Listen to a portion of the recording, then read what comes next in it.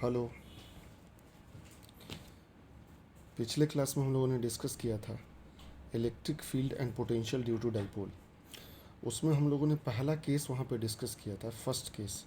वो जो first case हम लोगों ने वहाँ डिस्कस किया था वो था electric field at the axial point. आज जो हम लोग केस डिस्कस करने वाले हैं वो ये सेकंड केस है, electric field at the equatorial point of dipole. एक डाइपोल लेंगे हम लोग और उसके इक्वेटोरियल पॉइंट पे इलेक्ट्रिक फील्ड को कैलकुलेट करेंगे। तो चलिए स्टार्ट करते हैं हम लोग। तो मान लेते हैं कि ये एक डाइपोल है, एक पॉइंट चार्ज माइनस क्यू और दूसरा पॉइंट चार्ज है ये प्लस क्यू। दोनों को हम लोगों ने एक शॉर्ट डिस्टेंस से जोड़ दिया तो ये एक डाइपोल बन गया। अब इस डाइपोल के मिडिल मोस्ट पॉइंट को इसको हम लोग बोलते हैं सेंटर ऑफ द डाइपोल।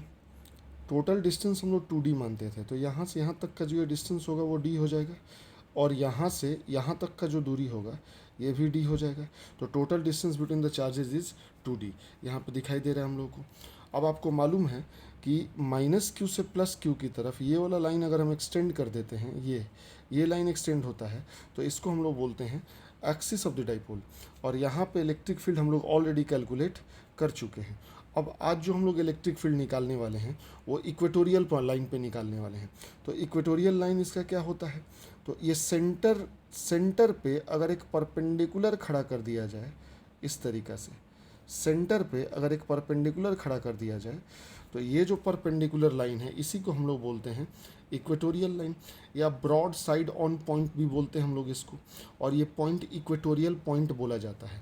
अब इस पॉइंट पे हम लोग को इलेक्ट्रिक फील्ड कैलकुलेट करना है। तो सिंपल है, यहाँ सिस्टम में टोटल 2 चार्जेस हैं, दोनों चार्जेस का अलग अलग इलेक्ट्रिक फील्ड हम लोग निकालेंगे और उसके बाद सुपरपोजिशन अप्लाई करके उसका एडिशन करेंगे।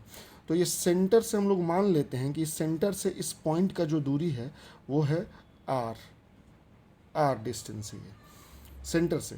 पिछले केस में भी आपको याद होगा कि एक्सिस के पॉइंट पे यहाँ पे जब हम लोगों ने कैलकुलेट किया था तो जो डिस्टेंस निकाला था वो कहाँ से निकाला था, सेंटर से ही डिस्टेंस हम लोग हमेशा यहाँ पे अज्यूम कर रहे हैं। तो सेंटर से इस पॉइंट का दूरी है आर।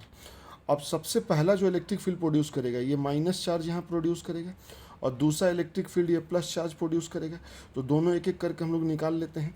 तो इलेक्ट्रिक फील्ड एट इस पॉइंट को अगर हम लोग ई पॉइंट मान लें, ये पॉइंट ई पॉइंट है, इक्वेटोरियल पॉइंट, तो इलेक्ट्रिक फील्ड एट ई अगर निकालते हैं या इसका एजम्पशन थोड़ा हम लोग चेंज कर लेते हैं क्योंकि यहाँ इलेक्ट्रिक फील्ड को ई से हम लोग दिखाए हैं तो इसको हम लोग बी मान लेते हैं। तो इलेक्ट्रिक फील्ड एट बी अगर हम लोग कैलकुलेट करते हैं इस बी पॉइंट के ऊपर, तो ड्यू टू माइनस क्यू, इस माइनस क्यू के कारण इलेक्ट्रिक फील्ड अगर हम लोग निकालते हैं तो ये माइनस क्यू चार्ज के कारण इसका जो दूरी होगा बी पॉइंट का वो ये होगा। अब ये डिस्टेंस है डी, ये डिस्टेंस है आर, अब ये 90 डिग्री का एंगल है तो पाइथागोरस थ्योरम के हिसाब से ये डिस्टेंस हम लोग लिख सकते हैं। वो कितना हो जाएगा, R square plus D square का होल पावर 1/2 होगा।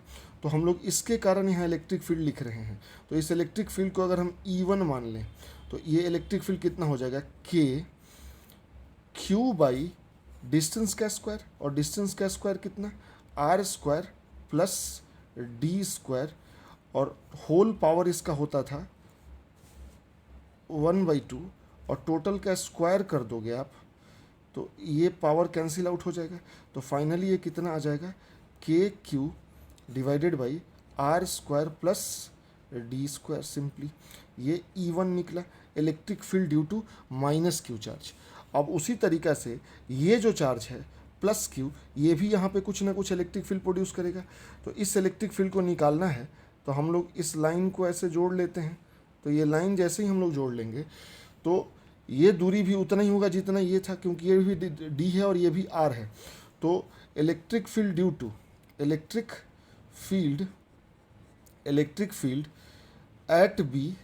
Eight be due to plus Q अगर हम लोग निकालते हैं, इसको E2 से दिखा लिया जाए तो E2 इज इक्वल हम लोग क्या लिख सकते हैं, के क्यू डिवाइडेड बाई डिस्टेंस तो उतना ही रहा तो सेम इलेक्ट्रिक फील्ड आएगा, R square plus D square. अब यहाँ साफ दिख रहा है कि E1 और E2 दोनों बराबर है, और होना भी था, दोनों चार्ज बराबर है और दोनों का डिस्टेंस इस बी पॉइंट से बराबर है, तो डेफिनेटली यहाँ पे इलेक्ट्रिक फील्ड दोनों इक्वल अमाउंट में प्रोड्यूस करेंगे। अब ये जो इलेक्ट्रिक फील्ड यहाँ प्रोड्यूस हुआ है, इस इलेक्ट्रिक फील्ड के डायरेक्शन को हम लोग दिखाएंगे सबसे पहले, उसके बाद ही हम लोग इसका एडिशन और सब्सट्रैक्शन या कुछ भी कर सकते हैं, सुपरपोजिशन को अप्लाई हम लोग यहाँ पे कर सकते हैं। तो जो E1 इलेक्ट्रिक फील्ड है वो माइनस चार्ज के कारण है। अब आप जानते हो कि यहाँ पे जो ये इलेक्ट्रिक फील्ड प्रोड्यूस करेगा माइनस चार्ज, वो हमेशा टुवर्ड द चार्ज प्रोड्यूस करता है। Toward the charge, electric field का डायरेक्शन किधर होता है? Toward the charge. अगर माइनस चार्ज है तो ये डायरेक्शन हो जाएगा, ये किसका डायरेक्शन? ये डायरेक्शन हुआ E1 का, E1 का डायरेक्शन। अब ये जो चार्ज है ये पॉजिटिव चार्ज है, तो ये जो यहाँ पे इलेक्ट्रिक फील्ड प्रोड्यूस करेगा, पॉजिटिव चार्ज से हमेशा डायरेक्शन किधर होता है? Away from the charge. तो अवे फ्रॉम द चार्ज इस तरफ होगा, तो ये डायरेक्शन हो जाएगा, ये इलेक्ट्रिक फील्ड, ये E2 का डायरेक्शन हो गया, ये E2 का डायरेक्शन हो गया। अब दोनों वेक्टर्स के टेल एक साथ हैं यहाँ पे, तो डेफिनेटली इसका जो रिजल्टेंट होगा वो इस तरीक़ा से इधर से कहीं से पास होगा 20 से, ये रिजल्टेंट इलेक्ट्रिक फील्ड इधर से पास होगा, ये रिजल्टेंट इलेक्ट्रिक फील्ड है। अब अगर हम लोग मान लें कि ये एंगल थीटा है, ये एंगल थीटा है, तो ये एंगल भी थीटा हो जाएगा, लिख सकते हैं हम लोग। अब यहाँ ध्यान से देखिएगा, ये एंगल थीटा और दोनों वेक्टर्स बराबर हैं, ये वाला एंगल भी यहाँ पे थीटा, बाई सिमेट्री हुआ। अब दो साइड्स पे इसको हम लोग रिजॉल्व करते हैं वेक्टर्स को, एक तो ये इस लाइन के लॉन्ग और एक इस लाइन के लॉन्ग, मतलब एक इक्वेटोरियल लाइन के लॉन्ग और एक एक्सियल लाइन के लॉन्ग हम लोग इसको रिजॉल्व करते हैं। तो जब ये रेजोल्यूशन करोगे, इस रेजोल्यूशन को करोगे, इस एक्सिस के अबाउट रेजोल्यूशन कर रहे हैं हम लोग ऐसे, तो जब ये रेजोल्यूशन करेंगे हम लोग, तो देखिए ये E1 को इधर रिजॉल्व करके ले जाओगे तो इधर क्या जाएगा? E1 कॉस थीटा, और E2 को इधर रिजॉल्व करके लाओगे, E2 को इधर, तो ये भी कितना जाएगा? E2 cos theta. E2 को इधर रिजॉल्व करके ले जाओगे इस एक्सिस के लॉन्ग, तो इस एक्सिस के लॉन्ग जब रिजॉल्व करके ले जाएंगे तो इधर E2 साइन थीटा आएगा, और E1 को इधर रिजॉल्व करके ले जाओगे तो इधर भी कितना आएगा? E1 sine theta, E1 sine theta आएगा। अब यहाँ पे साफ साफ दिखाई दे रहा है कि E1 और E2 दोनों का वैल्यू बराबर है, तो डेफिनेटली E1 साइन थीटा और E2 साइन थीटा जो यहाँ पे एक्ट हो रहा है, ये दोनों वेक्टर इक्वल एंड अपोजिट हो जा रहा है, तो ये दोनों एक दूसरे को कैंसिल आउट कर देगा। तो डेफिनेटली जो नेट इलेक्ट्रिक फील्ड आया वो इस डायरेक्शन में आ रहा है, और वो इस डायरेक्शन में नेट इलेक्ट्रिक फील्ड कितना आ रहा है? तो दो वेक्टर इधर आ रहे हैं, दो कॉम्पोनेंट्स आ रहे हैं, एक E1 कॉस थीटा और एक E2 कॉस थीटा। तो हम लोग लिख सकते हैं कि net electric field at B, net electric field at B, इस electric field is equals to, हम लोग लिख सकते हैं E1 cos theta plus E2 cos theta, क्योंकि दोनों सेम डायरेक्शन में है तो दोनों को हम लोग एज इट इज जोड़ देंगे। अब E1 E2 दोनों बराबर ही हैं, E1 और E2, सॉरी यहाँ कॉस थीटा होगा,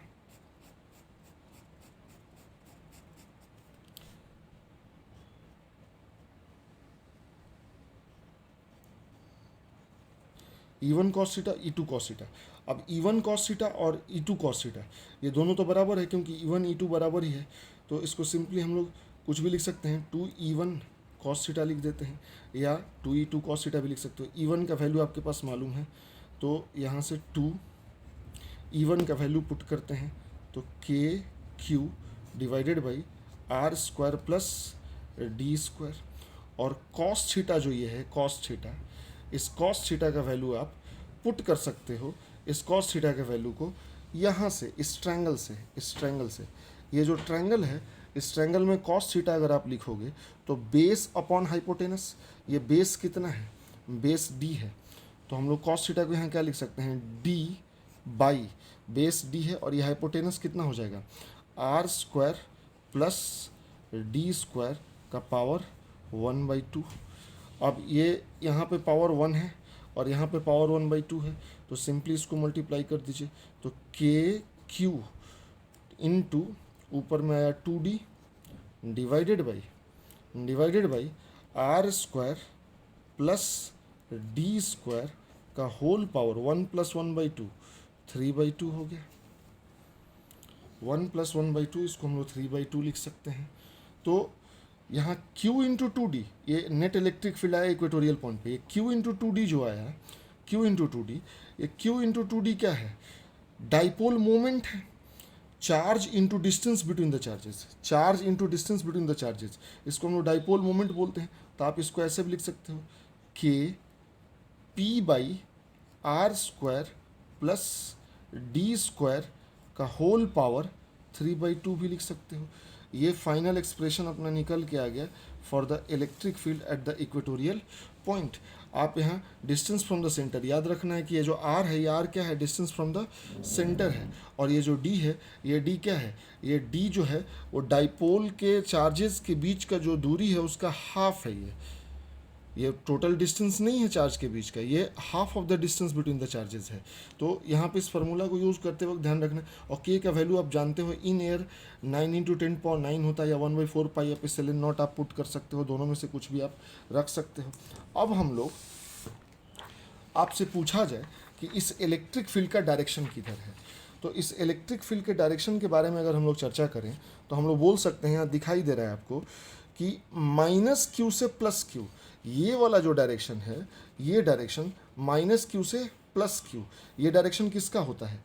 P का डायरेक्शन होता है, इस P का, डाइपोल मोमेंट का। लेकिन इलेक्ट्रिक फील्ड का नेट डायरेक्शन किधर आया है? इधर। तो एक्सिस के अलॉन्ग ही है ये डायरेक्शन, लेकिन डाइपोल मोमेंट के अपोजिट। डाइपोल मोमेंट -Q से +Q की तरफ है, और इसका जो डायरेक्शन है वो +Q से -Q की तरफ है। तो हम लोग यहाँ पे बोल सकते हैं कि direction of this electric field, इस इलेक्ट्रिक फील्ड का जो डायरेक्शन है वो अलोंग द एक्सिस है, but in the opposite direction of dipole moment. Dipole moment के अपोजिट होता है। अब एक्सिस पे आपको याद होगा, यहाँ पे जो डायरेक्शन होता था वो डायरेक्शन किधर होता था? इधर ही होता था। इलेक्ट्रिक फील्ड का डायरेक्शन इस तरफ इधर होता था। तो ये जो इलेक्ट्रिक फील्ड का डायरेक्शन इधर होता था एक्सिस के ऊपर, तो ये डायरेक्शन कौन सा डायरेक्शन था? -Q से +Q की तरफ, अलोंग द एक्सिस। तो अलोंग द एक्सिस ही है, लेकिन ये in the direction of dipole moment था, और ये उल्टा हो रहा है। तो इसको हम लोग बोल सकते हैं opposite to the direction of dipole moment. तो इसका डायरेक्शन जो होता है वो opposite to the direction of dipole moment होता है। तो हम लोग यहाँ से लिख सकते हैं कि इट्स डायरेक्शन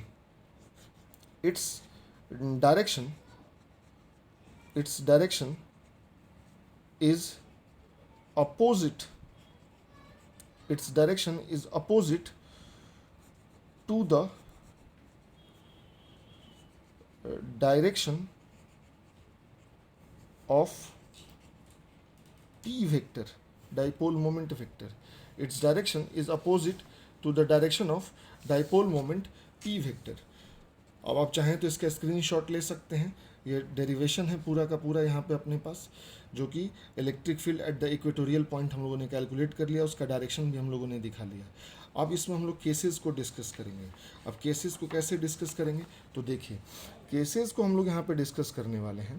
तो मान लो कि अगर बोला, देखिए अपने पास जो फार्मूला आया वो फार्मूला आया कि eight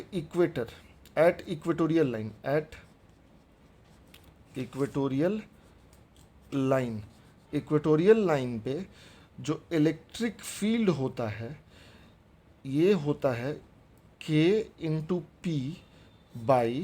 P/r² plus D square का पावर 3/2। अब ये इक्वेटोरियल लाइन का, इसको EQ से दिखा देता हूँ। इक्वेटोरियल लाइन पे ये इलेक्ट्रिक फील्ड था। अब अगर हम लोग मान लें कि ये जो डाइपोल है, ये डाइपोल बिल्कुल छोटा है, शॉर्ट डाइपोल, जैसा कि याद होगा आपको पिछले केस में भी हम लोगों ने किया था, एक्सिस वाले केस में। तो अगर ये डाइपोल छोटा है तो ये जो D होगा ये बहुत कम हो जाएगा, और उस कंपैरिजन में R अगर बड़ा है, मतलब ये पॉइंट काफ़ी दूर है अगर, तो R का वैल्यू बड़ा हो जाएगा और D छोटा हो गया। तो शॉर्ट डाइपोल का अगर यहाँ पे हम लोग कंडीशन लें कि फॉर शॉर्ट डाइपोल का बात किया जाए तो हम लोग जानते हैं शॉर्ट डाइपोल का जो D होता है, this is very much less than R होता है। तो D अगर बहुत छोटा है तो D² और छोटा हो जाएगा। तो डी स्क्वायर को अप्रोक्सीमेटली इक्वल टू 0 मान सकते हैं किसके रिस्पेक्ट में, with respect to R square. अब आप उस फार्मूला को देखिए, इसमें आर स्क्वायर भी है और डी स्क्वायर भी है। इस डी स्क्वायर को यहाँ पर हम लोग क्या कर देंगे, नेग्लिजिबल मान लेंगे, ज़ीरो कर देते हैं।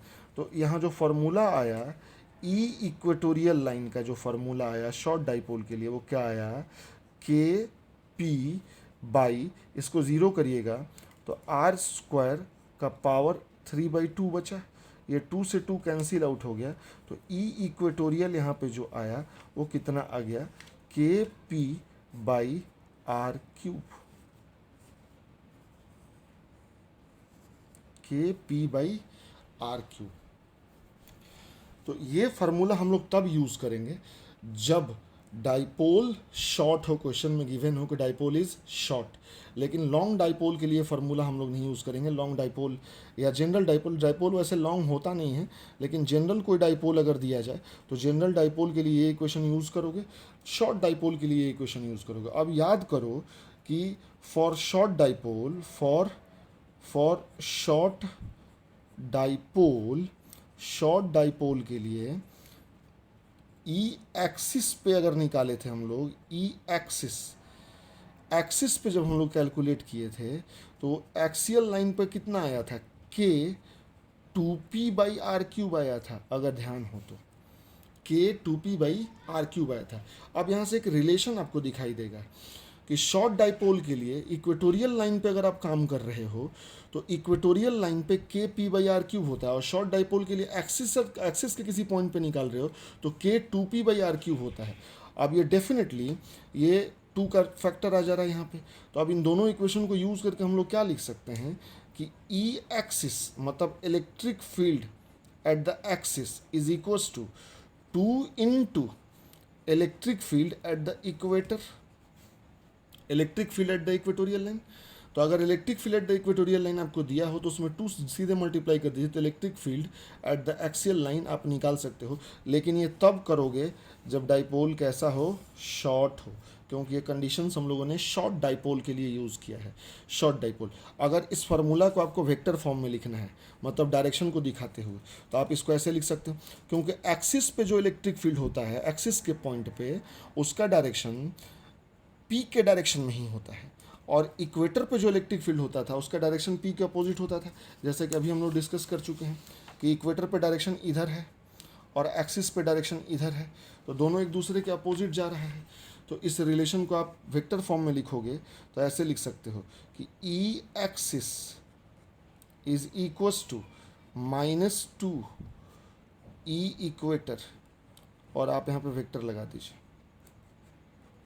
मैग्नीट्यूड ट्वाइस होता है लेकिन डायरेक्शन एक दूसरे के रिवर्स हो जाता है। तो वेक्टर के फॉर्म में आप इस फार्मूला को ऐसे लिख सकते हो। ये अपना रिलेशन हुआ जिससे हम लोगों को एक्सिस से इक्वेटर पे निकालना आसान हो जाता है और इक्वेटर से एक्सिस पे निकालना आसान हो जाता है। हम लोग निकाल सकते हैं, लेकिन स्ट्रिक्टली वापस बता रहा हूँ कि ये फार्मूला आप तभी यूज़ करोगे जब डाइपोल शॉर्ट हो। ये निकाल लिया हम लोगों ने। ये तो इलेक्ट्रिक फील्ड का बात किए हम लोग इक्वेटोरियल लाइन के ऊपर।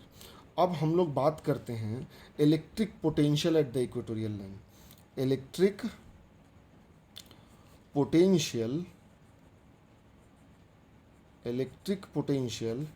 At equatorial line, equatorial line. Electric potential अगर हम लोग निकालते हैं इक्वेटोरियल लाइन पे, तो सिंपल देखिए, अपने पास वही डाइपोल हम लोग बना लेते हैं जो डाइपोल था अपने पास। यहाँ चार्ज -q, यहाँ चार्ज +q, ये सेंटर ऑफ द डाइपोल था, और इसी पे एक लाइन परपेंडिकुलर खड़ा किए थे, इसी को हम लोग इक्वेटोरियल लाइन बोले थे, और ये वाला पॉइंट हम माने थे B। अब ये B जो पॉइंट है ये इक्वेटोरियल लाइन पे लाई कर रहा है, और यहीं पे हम लोगों को निकालना है कि इलेक्ट्रिक पोटेंशियल कितना होगा। ये जो दूरी था सेंटर से, ये D था, और ये वाला भी डिस्टेंस जो था वो D था, और ये सेंटर से इस पॉइंट का जो दूरी था उसको हम लोग R अज्यूम किए थे कि ये डिस्टेंस R था। अब सिंपल है, एक पोटेंशियल ये -q यहाँ प्रोड्यूस करेगा और एक पोटेंशियल +q यहाँ पे प्रोड्यूस करेगा। तो potential at B due to minus Q अगर लिखते हो तो इसको हम लोग V1 से दिखा देते हैं। तो V1 इज इक्वल्स टू के, चार्ज कितना है माइनस क्यू, और इसका दूरी ये वाला डिस्टेंस, ये डिस्टेंस कितना हो जाएगा, ये डिस्टेंस हो जाएगा D square plus R square under root. तो D square plus R square under root या पावर 1/2। अब उसी तरीके से electric potential due to minus Q अगर निकालते हैं हम लोग, electric potential due to minus Q, आप इसका भी स्क्रीनशॉट ले सकते हो, लेना हो तो इसका स्क्रीनशॉट ले लीजिए।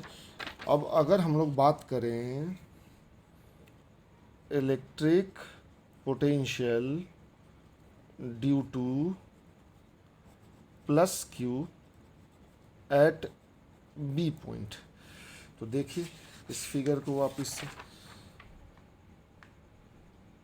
इस चार्ज के कारण यहाँ पोटेंशियल निकालना है, सेम वही कंडीशन है, ये दूरी आर है और ये वाला डी है, पाइथागोरस थ्योरम से R square plus D square, distance इसका भी वही होगा।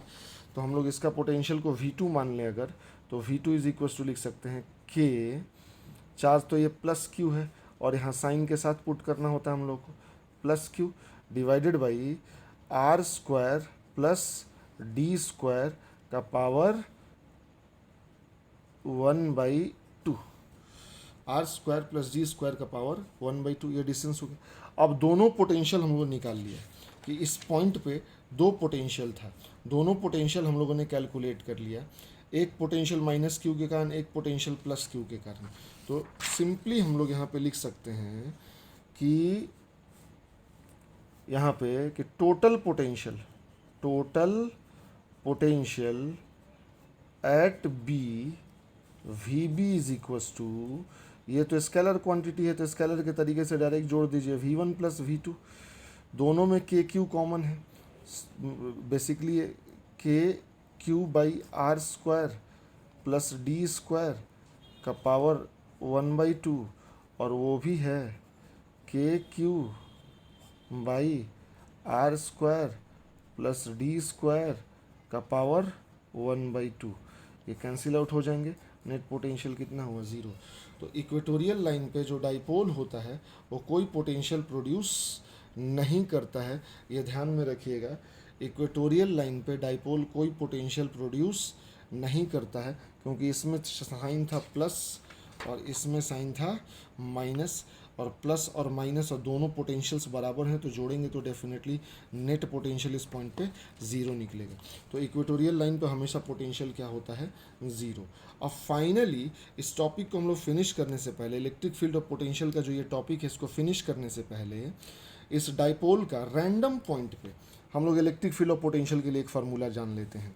तो देखिए, अगर हम लोगों को बोला जाए कि electric field and potential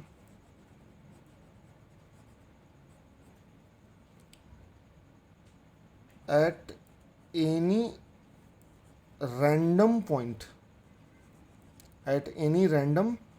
point, of dipole, dipole के रैंडम पॉइंट पे अगर हम लोग को निकालना हो रैंडम पॉइंट पे, तो उसको भी हम लोग कैलकुलेट कर सकते हैं, वो भी सिंपल है।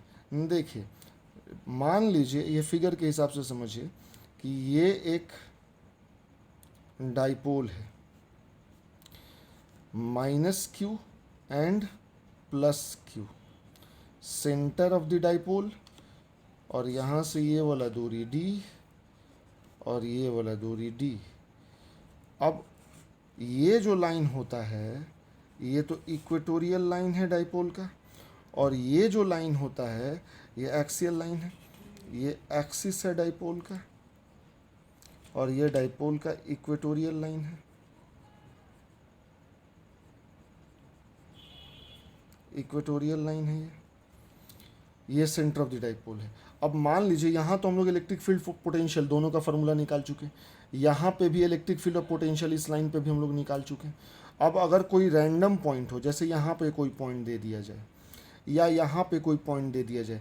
ये पॉइंट ना एक्सिस पे लाई कर रहा है ना ही इक्वेटर पे लाई कर रहा है, और यहाँ पर हम लोग को पोटेंशियल निकालने के लिए पूछा जाए, तो याद होगा आपको कि जिस पॉइंट पे पोटेंशियल या इलेक्ट्रिक फील्ड हम लोग निकाल रहे हैं उस पॉइंट का डिस्टेंस कहाँ से मेज़र करते थे? डाइपोल के सेंटर से।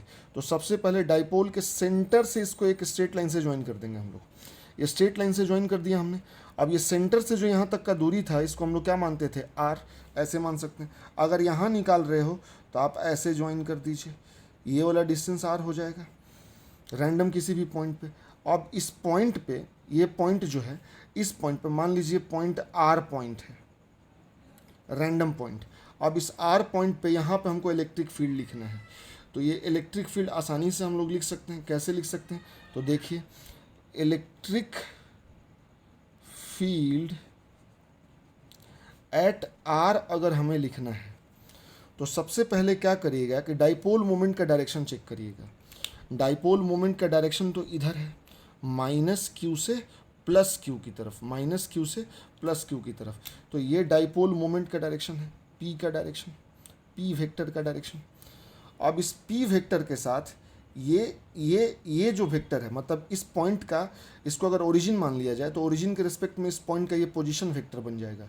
तो इस पॉइंट का पोजीशन वेक्टर इस सेंटर के रिस्पेक्ट में, तो ये एंगल यहाँ से यहाँ तक, ये जो एंगल है पी के साथ, पी वेक्टर के साथ जो ये आर वाला एंगल बनाएगा, इस एंगल को अगर थीटा से डिनोट कर दिया जाए तो ये एंगल मेज़र करना पड़ेगा। अगर आप यहाँ पे कैलकुलेट कर रहे हो तो इस पी के साथ ही मेज़र करोगे। अब देखो यहाँ कन्फ्यूज़न होता है कि कुछ बच्चे इधर से ये एंगल ले लेते हैं, तो ये एंगल अगर लेते हो तो ये माइनस पी के साथ एंगल हो जाएगा। एंगल आपको प्लस पी के साथ लेना है इधर से, तो ये एंगल यहाँ पर कंसीडर होगा, ये वाला, ये एंगल हम लोग कंसीडर करेंगे। तो ये एंगल यहाँ पर थीटा हो जाएगा। तो इलेक्ट्रिक फील्ड एट आर लिखते हो तो ई जो होगा, ई इज इक्वस टू, आप लिख सकते हो K P root under 3 cos square theta plus 1 divided by, ये डिस्टेंस कितना है? R, R cube. अब देखिए इसको अप्लाई कर लीजिए। ये याद रखना, ये फॉर शॉर्ट डाइपोल है। किसके लिए है? For short dipole. ये शॉर्ट डाइपोल के लिए है। शॉर्ट डाइपोल के लिए आप इसको अप्लाई कर सकते हो। शॉर्ट डाइपोल के लिए जब आप इसको अप्लाई करोगे तो देखो, शॉर्ट डाइपोल का अभी हम लोगों ने निकाला है, ज़रा ध्यान से देखिए।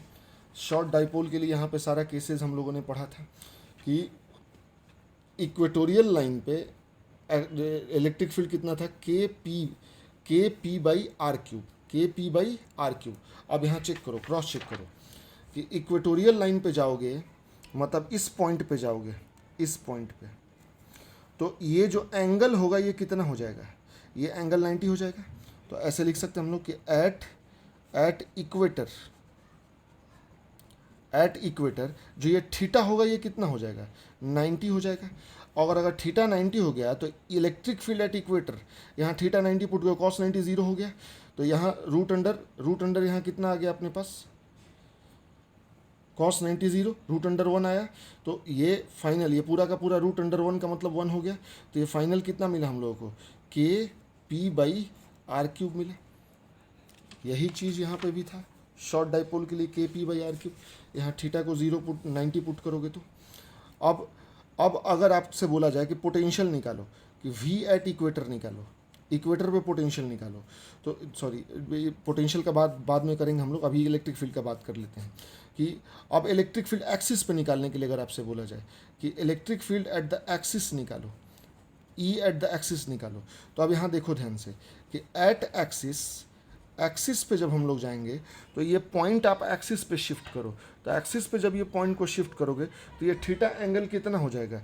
ये थीटा एंगल हो जाएगा 0। मतलब एट एक्सिस जो यहाँ पे थीटा होगा, थीटा इज इक्वस टू कितना हो जाएगा? 0 हो जाएगा। तो एक्सिस पे यहाँ थीटा को 0 पुट करो तो कॉस 0 क्या हो गया? 1। तो यहाँ 3 + 1 4, और रूट अंडर 4 कितना हो गया? 2। तो ये आ गया के 2p बाई आर क्यूब। आप इससे चेक कर सकते हो। तो ये जो फार्मूला है, ये किसी भी रैंडम पॉइंट पे आप इस फार्मूला को अप्लाई कर सकते हो for the calculation of electric field. Electric field आप रैंडम पॉइंट पे कहीं पे भी इससे फाइंड आउट कर सकते हो। आप इसका स्क्रीनशॉट ले लीजिए। यह क्लियर हो गया। तो ये डाइपोल्स का जो इलेक्ट्रिक फील्ड और पोटेंशियल से रिलेटेड जो टॉपिक्स थे, ये टॉपिक्स हम लोगों ने कवर कर लिया। ये टॉपिक हम लोग का कंप्लीट हो गया। अब हम लोग जो नेक्स्ट बात करेंगे, लास्ट टॉपिक इस फर्स्ट पार्ट ऑफ इलेक्ट्रोस्टैटिक्स। ये पहला पार्ट है इलेक्ट्रोस्टैटिक्स का। इसमें लास्ट टॉपिक एक बच रहा है, उस टॉपिक को हम लोग डिस्कस करेंगे। आधे घंटे का वो टॉपिक है। ये आपका फर्स्ट पार्ट इलेक्ट्रोस्टैटिक्स का ख़त्म हो जाएगा। उसके बाद अब हम लोग कल से स्टार्ट करेंगे नेक्स्ट पार्ट इलेक्ट्रोस्टैटिक्स का। ये जो मेजर पोर्शन था इलेक्ट्रोस्टैटिक्स का हम लोगों ने कंप्लीट कर लिया। इसमें न्यूमेरिकल्स थोड़े से कम हुए हैं, न्यूमेरिकल्स मैंने ज़्यादा नहीं कराए हैं, लेकिन टॉपिक्स रफली मैंने सारे के सारे टॉपिक्स को डिस्कस कर दिया है। Thank you. इसको रिवाइज़ करिए, इस पर थोड़ा सा क्वेश्चंस प्रैक्टिस करिए, और जो डाउट हो आप मैसेज कर सकते हैं।